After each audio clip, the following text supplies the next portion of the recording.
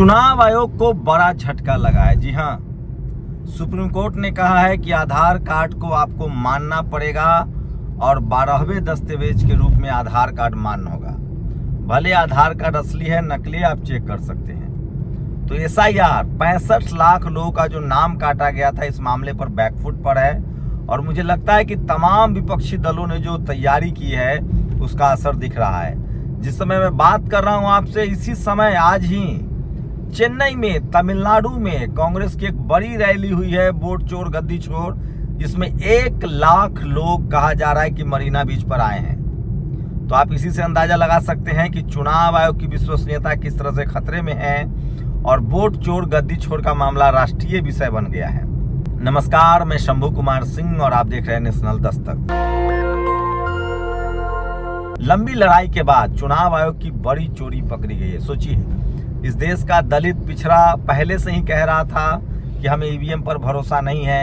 अल्पसंख्यक समाज के लोगों को भी लगता था कि ये वोट चोरी से सरकार बन रही है, EVM में फ्रॉड है। उसके बाद राहुल गांधी ने एक प्रेस कॉन्फ्रेंस करके सब कुछ दूध का दूध और पानी का पानी कर दिया। सोचिए, कर्नाटक के एक विधानसभा महादेवपुरा में एक विधानसभा में 1 लाख वोट फर्जीवाड़ा था। यूपी में इसी तरह से अखिलेश यादव ने आरोप लगाया था कि जानबूझकर मुस्लिम, पिछड़े और दलित समुदाय के लोगों का वोट काटा जा रहा है। ऐसे में सवाल है कि जो सत्ता में बैठे लोग हैं, क्या उनके इशारे पर चुनाव आयोग काम कर रहा है? सोचिए, आज सुप्रीम कोर्ट ने कहा है कि SIR में आपको आधार कार्ड को मानना पड़ेगा। साथ ही चुनाव आयोग अब इस सुधार को बंद नहीं कर सकता है। अधिसूचना जारी होने के बाद पहले क्या होता था कि एक तय सीमा के बाद वोटर लिस्ट में नाम ऐड करना या जोड़ना बंद कर दिया जाता था। लेकिन सोचिए, अब जब तक चुनाव चलता रहेगा, नॉमिनेशन चलता रहेगा, तब तक चुनाव वोटर लिस्ट में नामों की सुधार, ऐड या डिलीशन का काम चलता रहेगा। ये किसी न किसी तरह से बड़ा फेलियर है चुनाव आयोग का। तो आप सोचिए कि किस तरह से जातिवादी मनुवादी सोच के जो लोग जो हैं वो लोकतंत्र के खिलाफ है, सिस्टम में बैठकर सिस्टम को खोखला कर रहे हैं। तो आज के डेट में अगर किसी संवैधानिक संस्था के खिलाफ सबसे ज्यादा लोगों में अविश्वास है तो वो चुनाव आयोग है। इससे पहले जब कांग्रेस की सरकार होती थी तब सुप्रीम कोर्ट ने CBI को तोता कहा था। नरेंद्र मोदी की सरकार में ये स्थिति है कि CBI और ED का छापा किसी के यहाँ पड़ जाए तो लोग उसको ईमानदार मान लेते हैं। लेकिन चुनाव आयोग की जो विश्वसनीयता है वो सबसे ज्यादा खतरे में है और लोगों को, आम लोगों को लगने लगा है कि नरेंद्र मोदी की सरकार वोट चोरी से बनी है और ये सिर्फ और सिर्फ फर्जीवाड़ा करके सरकार बनी है और ये धीरे धीरे साफ हो रहा है। राहुल गांधी के बारे में कहा जा रहा है कि वो एक बड़ी प्रेस कॉन्फ्रेंस करने वाले हैं। राहुल गांधी ने अभी कहा था कि वो हाइड्रोजन बम फोड़ने वाले हैं। अभी तो उन्होंने परमाणु बम फोड़ा है, एक विधानसभा का बताया है वो हाइड्रोजन बम फोड़ने वाले हैं। इसके बाद से चुनाव आयोग सकते में है। कर्नाटक में CID की जांच दी गई थी। कई सारे विधानसभाओं में फर्जीवाड़े के संकेत आए थे, जिसके बाद CID की जांच दी गई। CID का कहना है कि वहां के चुनाव आयुक्त उनके साथ कोऑपरेट नहीं कर रहे हैं। वहीं कर्नाटक सरकार ने फैसला किया है कि हम बैलेट पेपर से चुनाव कराएंगे।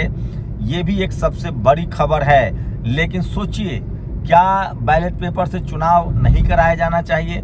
और जब चुनाव आयोग आधार को वैलिड नहीं मान रहा है, लोगों के नाम काट रहा है, ऐसे में कैसे उस पर भरोसा किया जाए कि वो सच बोल रहा है?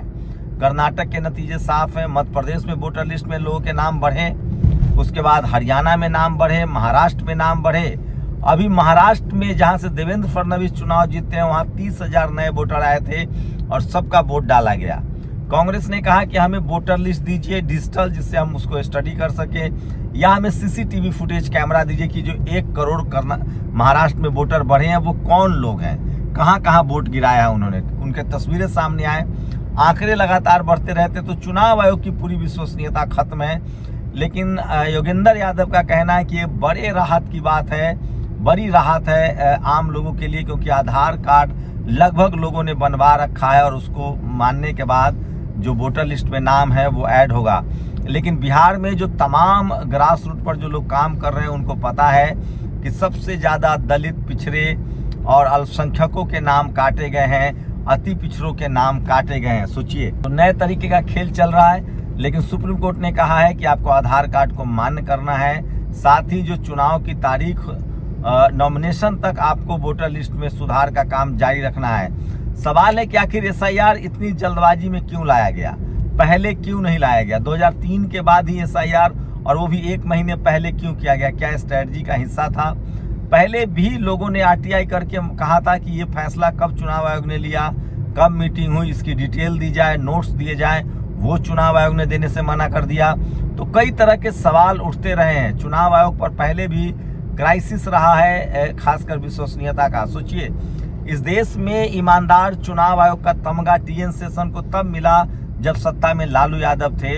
इस देश में मायावती जी सरकार चला रही थी तब। इससे पहले कभी नहीं देखा गया कि चुनाव आयोग और सरकार के बीच इतने अच्छे रिश्ते हो। तो सवाल है कि जिस तरह के अच्छे रिश्ते मीडिया के साथ है, सरकार के, सीबीआई के साथ है, इनकम टैक्स के साथ है, ईडी के साथ है, जुडिशियरी के साथ है, चुनाव आयोग के साथ है, तो ये पहली सरकार 10 साल से चल रही है जिसमें सरकार कोई भ्रष्टाचार नहीं कर पा रहा है, और सारे भ्रष्टाचार जो लोग सत्ता में नहीं है, विपक्ष में है, वो कर रहे हैं। और उसके बाद विपक्षी दलों पर जिन पर भी भ्रष्टाचार के आरोप लगते हैं, वो अगर सत्ताधारी दलों में चले जाते हैं तो उनके सारे दाग धुल जाते हैं। तो क्या आप इससे सहमत हैं? तो ऐसे में सवाल उठता है, चुनाव आयोग की विश्वसनीयता पूरी तरह से खतरे में है। 65 लाख लोगों के नाम कटे हैं। कांग्रेस के अध्यक्ष ने कई बार मुझे कहा कि चुनाव आयोग हमें कह चुका है कि 2 से 2.5 करोड़ लोगों के नाम काट दिए जाएंगे।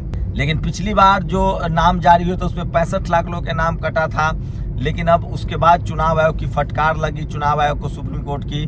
कहा गया कि आपने जिन लोगों का नाम काटा है और जिस वजह से नाम काटा है उसका डिटेल दीजिए और लगाइए। तो बिहार में कम से कम तमाम राजनीतिक दल जो हैं वो सचेत हैं, और वो जगह जगह घूमकर सारे विपक्षी दल जो हैं वो वोटर लिस्ट में लोगों का नाम जुड़वा रहे हैं। तो सोचिए लोकतंत्र को किस तरह से कमजोर किया जा रहा है, और वो लोग पर आरोप लग रहे हैं जो लोग लोकतंत्र की ताकत की वजह से, संविधान की ताकत की वजह से, संवैधानिक अधिकारों के तहत ही उन पदों पर बैठे हैं। मैं इसलिए बार बार कह रहा हूँ, देश में टीवी हो या अखबार हो, जब तक वहाँ डाइवर्सिटी नहीं होगी, हर जाति और धर्म के लोग नहीं होंगे, तब तक सही खबरें नहीं आएंगी। जब तक चुनाव आयोग हो, इनकम टैक्स हो, ईडी हो, सीबीआई हो, कोई भी संस्था हो, जब तक हर समाज के लोग, हर जाति, हर धर्म के लोग नहीं रहेंगे, तब तक अकाउंटेबल नहीं होगा, तब तक विश्वसनीयता नहीं बढ़ेगी। ये आप मान लीजिए। लेकिन एक बड़ी जीत है, और कम से कम सुप्रीम कोर्ट ने कहा है कि आपको आधार कार्ड को मान्य करना पड़ेगा, आधार कार्ड देने वाले के नाम ऐड करने पड़ेंगे। लेकिन कई तरह के सवाल अभी भी हैं। वो लोग जो बिहार से बाहर रहते हैं लेकिन उनका वोटर लिस्ट में बिहार में नाम है, आखिर उनके 2 जगह नाम नहीं है, तो आप कैसे किसी नागरिक का वोटर लिस्ट से नाम काट सकते हैं? बहुत सारे रिपोर्ट्स आ रही है जिसमें जिंदा लोगों को मारा जा रहा है। तो पूरी तरह से मैनिपुलेशन किया जा रहा है। सत्ता में जो बैठे लोग हैं, क्या उनके इशारे पर काम हो रहा है? सवाल है कि जो लोग बाहर हैं और वो सिर्फ बिहार के वोटर हैं, उनका नाम आप कैसे काट सकते हैं? और ये जो एसआईआर हुआ, दरअसल चुनाव आयोग की जिम्मेदारी थी कि एक भी नाम न छूट पाए, सारा नाम जुड़ना चाहिए। ये सबसे बड़ी बात थी। चुनाव आयोग की जिम्मेदारी थी कि नाम जुड़े, लेकिन चुनाव आयोग नाम कटवाने में जुट गया है। अब तक होता था कि नाम जुड़वाए जाते थे। सोचिए, एक दौर था जब चुनाव से पहले जैसे ही आचार संहिता लगता था, एसपी, डीएम, दरोगा तक के तबादले होते थे। चुनाव आयोग फुल फॉर्म में होता था। लेकिन ये तब होता है जब सत्ता में कोई दलित, पिछड़ा, किसान, आदिवासी, अल्पसंख्यक हो।